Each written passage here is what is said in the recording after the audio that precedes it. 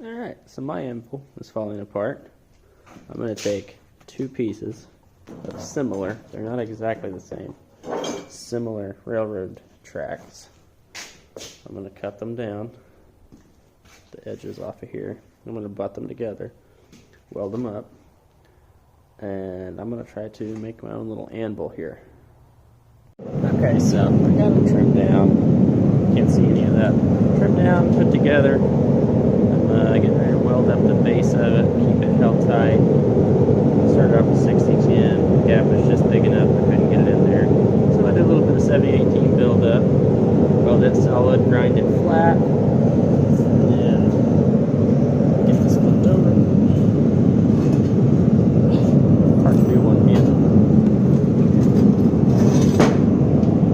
So we're 70-18 up here. It's not beautiful, not yet. We'll get it that way. Get this thing brought up level with this piece over here. It's probably about, I don't know, not even, a little over an eighth under flush with this piece. So we'll get that built up just real close, and we'll grind it smooth. Yeah.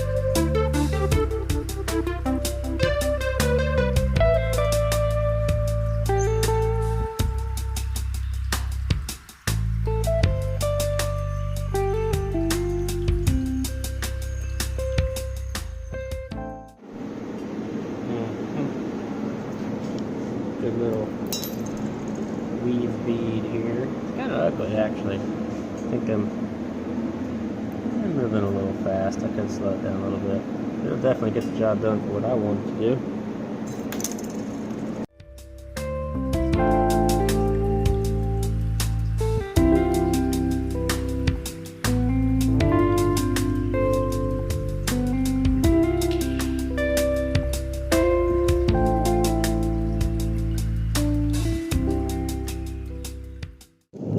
Okay, we've got her built up pretty good. I'm gonna take the grinder. Most guys would just take this to their mill and mill it all down, but I don't have a mill. Here we are. Well, it looks like I need a little bit more weld buildup right here. Probably 1, 2, 3, 4, about 4 beads wide.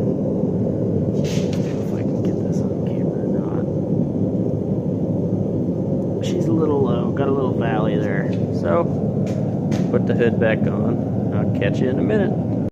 Tip of the day. If you got a bunch of old 70-18 laying around like I did, it's been sitting out here, opened up for months. If you got a forge, if it's gas forge, turn it on for about 5-10 minutes. Throw a handful of rod in there. Let it sit for about 10-15 minutes. And it'll run like brand new, fresh out of the box. Or welding rod that's been kept in an oven like it's supposed to be, depending on what kind of work you're doing. It'll run a whole lot better and you won't have all that porosity. I think instead of spending all day out here, I'm going to call that good. And this outside edge will just have more of a drop to it. And from here over, I'm going to try to make all this flat. I'll go ahead and get behind the grinder, take care of that. You guys don't care to watch that anyway, I'm sure. So I'll be back in a minute.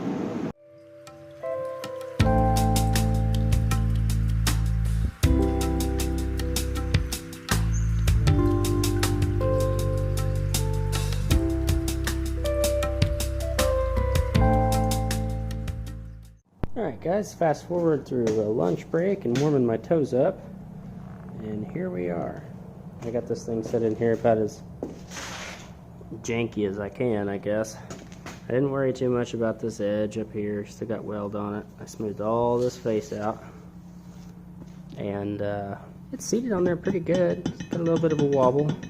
but I'm not too worried about it. We'll fix that in the future probably if it gets annoying. So I'm going to get the forge turned on, start it up. I'm going to take a couple smacks at this thing, and I'm going to see how bad it dents up. I have to show you guys these super ugly columns I made yesterday.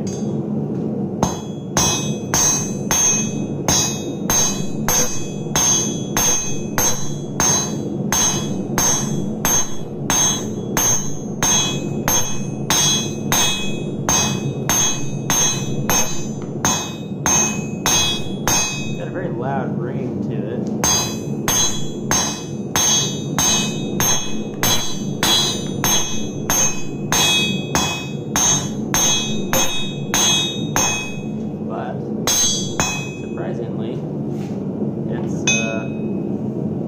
It's not that bad. And that was mostly the actual railroad track that did not have the weld buildup on it. So I'm gonna grab the other one out of the heat and I'm gonna hit it in here, and I'm gonna see how that weld buildup actually holds up against that.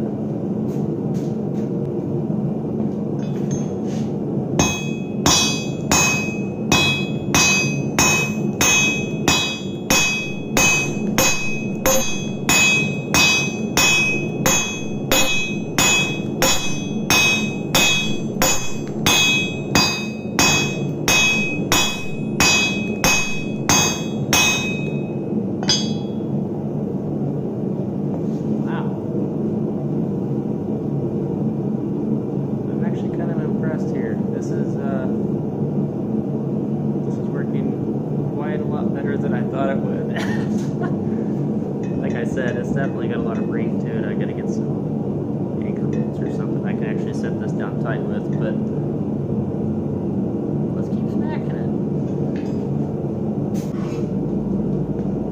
While those are in there heating up,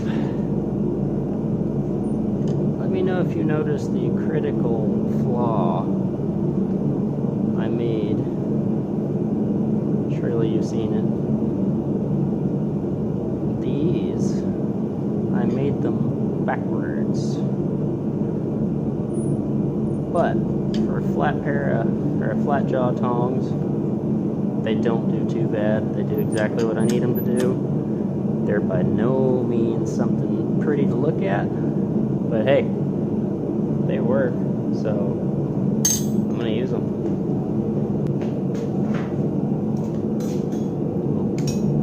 They work most of the time.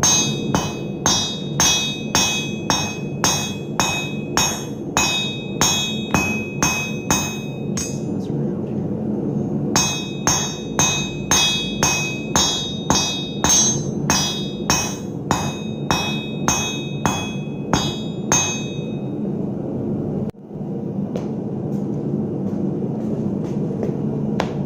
Okay, so I would like to just point out that what I've done here is completely unnecessary. That it's not something that you need to do to start forging at all. It's not something you have to do. You could have just as easily put a single piece of either one of these railroad tracks here on this block of wood, and you could have just started smacking away. Everything that I done to these two pieces was completely unnecessary. Didn't have to do it, but I wanted to try it, so that's why I did it. I know I've only been smacking on 3/8 steel, and so far I only have one. Actually, no, I don't. I don't even have one indentation here. That is a spot that didn't get ground flat from the stacked beads that I had going this way. Right on the seam where it met that railroad track, and this other one that had the weld buildup, you can see the seam, but I've hit multiple times right on top of that, and the only thing I can feel on here is just little bitty divots. I mean, I think I'm feeling more where the grinding rock was than I am where I hit the steel, so it's working out pretty good.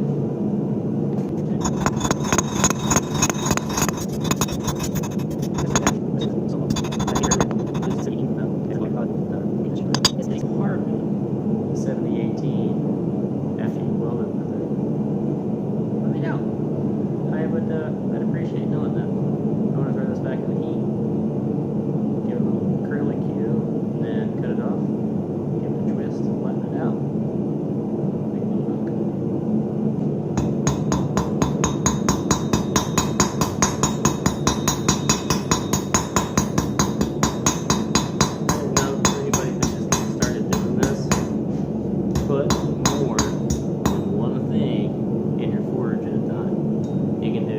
twice the amount of work, twice the practice in.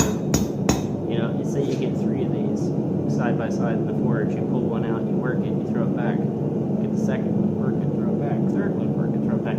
You can do that. If you get 3 things in there, it's getting hot at one time, you will be worn out before you get something done. But you'll be getting 3 times practice in the same amount of time.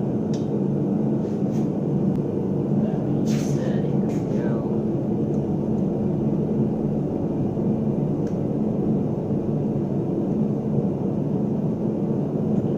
Curl.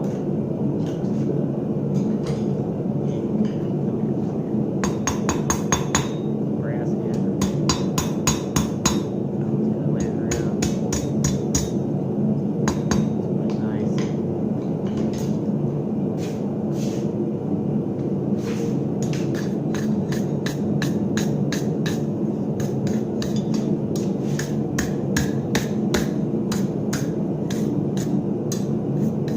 This brush is probably older than I am. It works. Okay. If you guys want to see a video on how to make a super simple pair of tongs with, I can do it out of rebar. The first that I made out of rebar, it was questionable, but I did do it, and they do work for very light duty stuff. If you've got 1/2 inch by 1/2 inch square stock laying around and you want to make some tongs out of that, I can make a video and I can show you how you can get your tongs made without needing a pair of tongs to do so. Me doing a lot of drying out, stretching material, you can use what you got and not have to worry about getting your little phalanges burned off. Alright guys, to sum this up, this is actually something that I had gotten after, for a while, I made a few railroad spike knives on a little bitty teeny tiny piece of railroad track that I had. Wasn't very big. And then I got this thinking this is like, I don't know, it might be 25 pounds, 30 pounds. It's definitely an antique. It's cast iron. I really thought I was going to be upgrading, and the one thing I do like about this is I do like the horn. I didn't have one of those on my railroad spike. I could make one, but I don't use it enough to justify it right now. So all in all, I would say if you can get yourself, if you only get 1 piece, it'll work.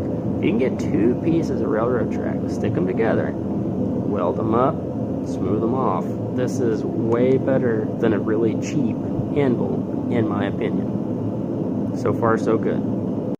Long story short, it's worth it. Just do it. You don't need a big expensive anvil. Just get a piece of railroad track.